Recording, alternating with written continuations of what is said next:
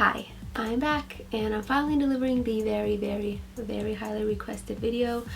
Honestly, I get so nervous and uncomfortable anytime I have to talk about this topic. It's been probably one of my biggest insecurity for many years now, but I'm finally at a really good point where I feel like I can talk about it and share my journey, my experience, because I have almost, and I'll explain later, completely removed my botched microbladed brows.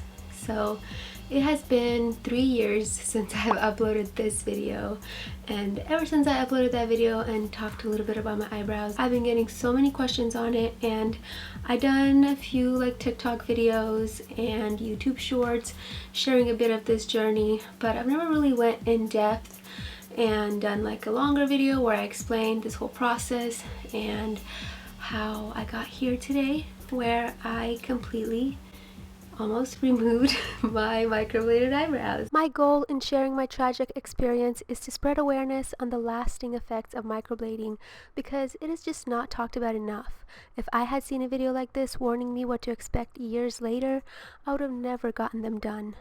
I know that they claim microblading only lasts up to 18 months and then it fades away, but it doesn't. It never fades away.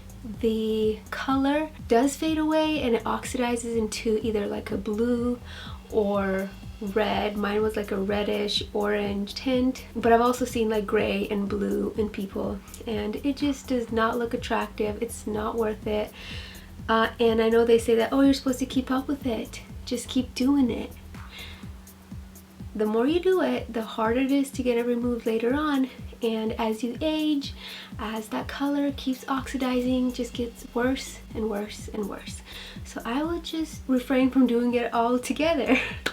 Okay, now that I got that out of the way, let's just dive into it. So I will be inserting lots of photos throughout this video for reference, so y'all can get a better idea of what I'm talking about. When I was 17 years old, I decided to get my eyebrows waxed for the first time, and needless to say, that wasn't a great experience. They basically removed almost every single one of my brow. I had like very minimal brows, and after that it was so hard for me to grow my eyebrows out. So after I got married, I did start filling them in a little bit, but just still wasn't looking so good. And I mean, they would grow, but in just such sporadic and weird places. I could never get a full normal brow. So then about 6 years ago, the microblading trend, I feel like, was on a rise, and I constantly kept seeing these beautiful before and after photos and just everyone getting the eyebrows microbladed. And at that time I was struggling with my very thin brows, using all the type of oils and castor oil and growth serums to try to make them grow.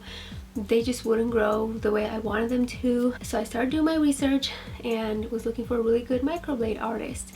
Anytime I go into doing anything cosmetically, I do a lot of pretty intensive research, and I'm not gonna lie, even to this day, the artist I went to, she's supposedly very professional, very talented.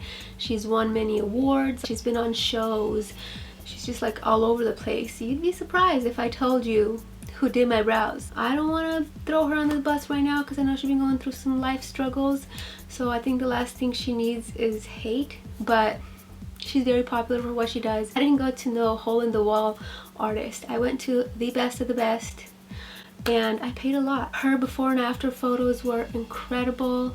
I'm like, if I could get my brows looking like that, it'd just be a whole new me. I regained so much more confidence. Like, I was pumping myself up for this process, and then I went in and I got my eyebrows microbladed. Now, I should have done a little more research in like the way the process should go, like the shaping and everything like that. I just left it all in her hands, assuming that as a professional she wouldn't do me wrong, like she knows what she's doing, so she's gonna do a good job. As she was shaping, I guess, my brows, she was telling me how old I look because my brows look so thin, so she was gonna make them thicker and bring them more in, and I was okay with that. Like I said, I left it all in her hands. I'm like, you're the professional, you know what you're doing. This is what my before and after look like, and to be honest, like, I was pretty happy with it, you know, like I had a whole new face. I was pretty confident, and I'm not gonna lie, like the first year I liked them, they looked okay. I had a bolder, fuller brow. My face looked different, I guess younger. But after 18 months I noticed that they were not really fading away fully. In fact, I noticed the color changed from like a dark brown to this more like very light orangey brown. I also noticed the hair strokes detailing was completely gone and it just all blended into one mark. And I didn't like that. I was like, I just want them off already. Like, when are they gonna fully dissolve or fade away? And they just weren't doing that. 2 years passed, they're still there. 3 years passed, they're still there. Like, what's going on here? At the same time, I was still trying to grow my natural brows. Like, that was always my goal. I wanted to grow my natural eyebrows as full as possible, and that's still my goal to this day, which I feel like I've done a pretty good job, if I do say so myself. As I was watching my natural brows grow, like, I just couldn't fit them into the microblade because she went a little higher than my natural brow arch. Hair was just never growing that high for me. The arch was much lower, and I kept having to pluck, you know, the arch to kind of make them line up with the microblade arch. Otherwise, the microblade was so noticeable that it was higher than my natural eyebrow. I also really want to stress that my case is not rare. There are thousands of women who have had the same experience, even the shape. I see a lot of microblading artists to this day create a whole different shape, a higher arch, and going outside the natural brow line. I spent years looking for ways to remove it naturally with different creams and bleaching methods. It just wasn't working. And then I started using some really good eyebrow and eyelash serums like the Vegamore and Rapid Lash. I was using them like on my brows, even though they're meant for lashes. And I started seeing a really quick eyebrow growth improvement. That's when it really got to me. No matter how good my natural brows looked, you could still always see a really ugly red microblade mark on my face. I just couldn't stand it. I hit a breaking point when I noticed this odd routine when I would wake up every morning before my husband, run into the bathroom to fill in my brows a little bit and then also conceal the microblade.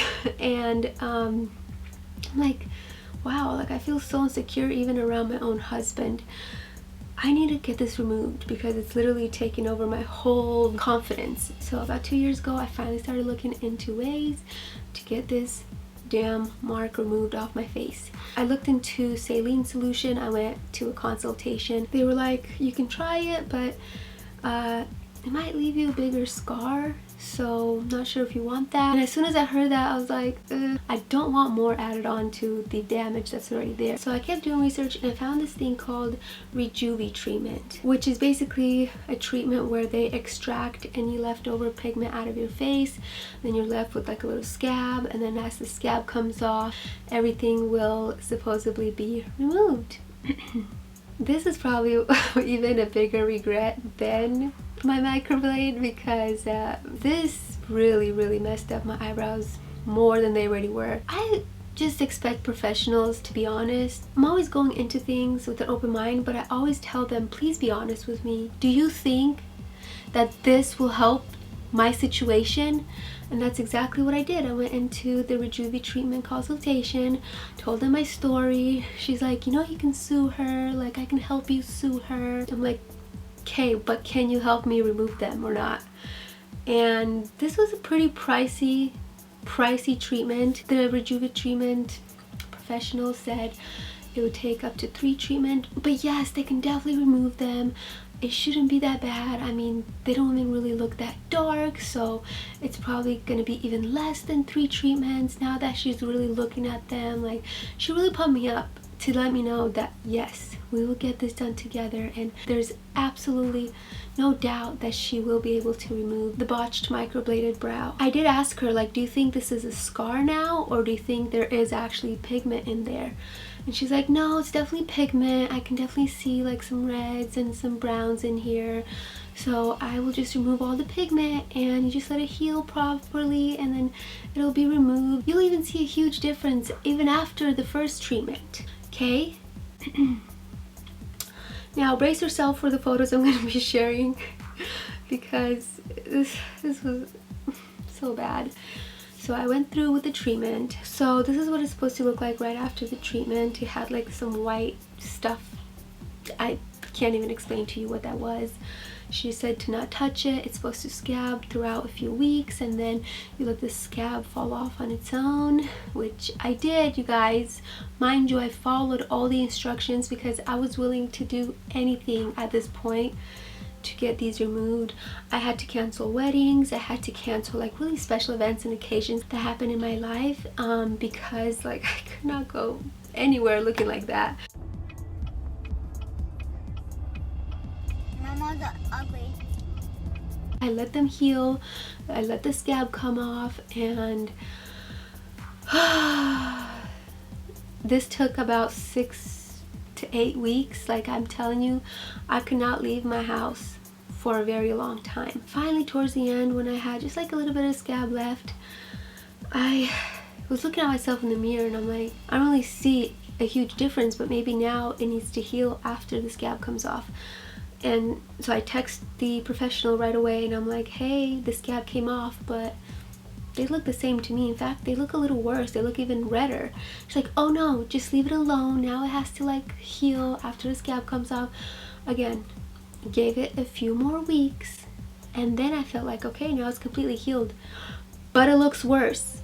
Way worse. I am gonna blame myself for this mistake because I should have gone with my intuition. I wanted to do laser treatment from the very beginning, but anytime I would look into it, people would be like, don't do laser treatment.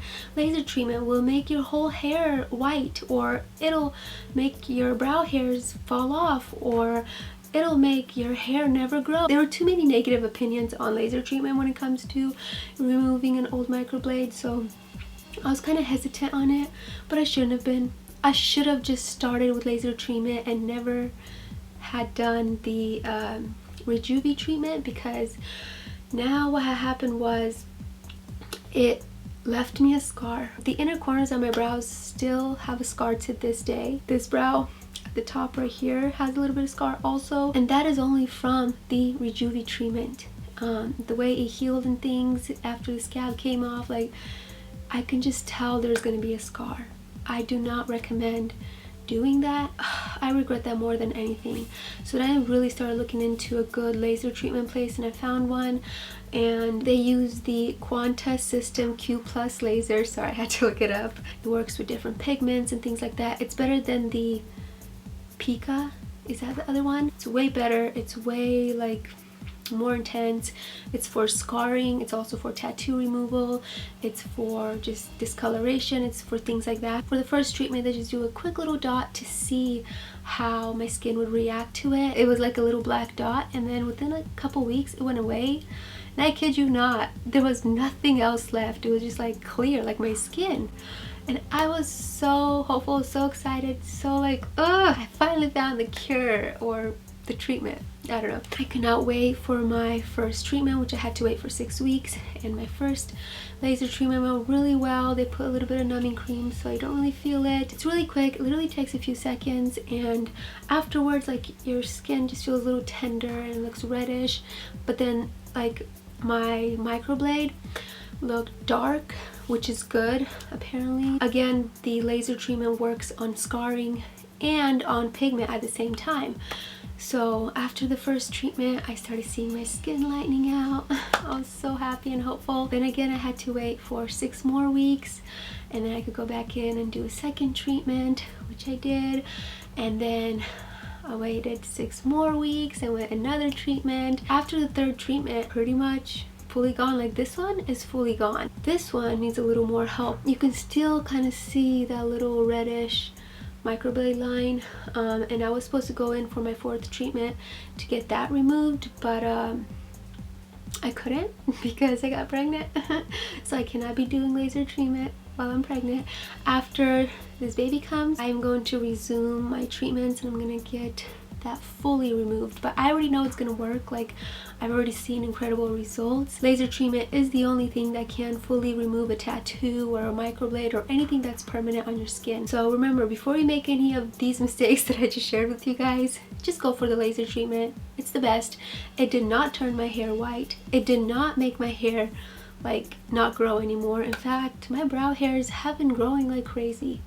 Okay, like they just been doing good. Laser treatment was probably the best thing that ever happened to me. Now I do still struggle with the inner corners big time because both of them have scarring there. Eyebrow hairs are not gonna grow there. I already know that because I tried. I mean, thankfully the scar is like a skin color. It's not red or anything, but the fact that hair is not able to grow there anymore because there's a scar really sucks. After going through all of this and finally getting them almost fully removed, I feel so much better in my own skin. Like, I rarely wear makeup.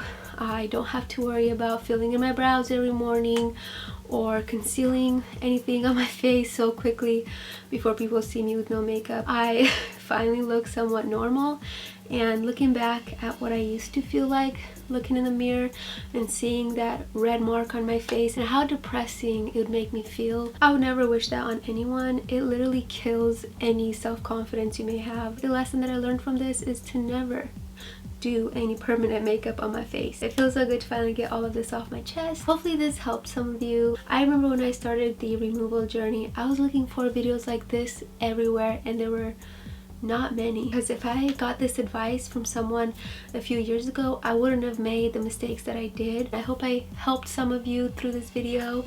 Let me know any other questions you may have in the comments below. Maybe I'll do a follow-up. Thank you so much for taking some time out of your day to watch another one of my videos, and I can't wait to see you in my next one. Bye!